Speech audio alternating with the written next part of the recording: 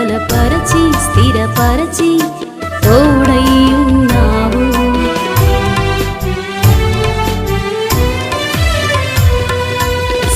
సంవత్సరమును నీ దయా కిరీటముగా మాకిచ్చి రక్షించి ఆశ్రయమైనావు. మా బ్రతుకు దినములన్నీ మా పక్షము నుండి బలపరచి స్థిరపరచి తోడై ఉన్నావు. పాతవి గతించేది సమస్తమును తరమని వాగ్దానమును చేసిన దేవా.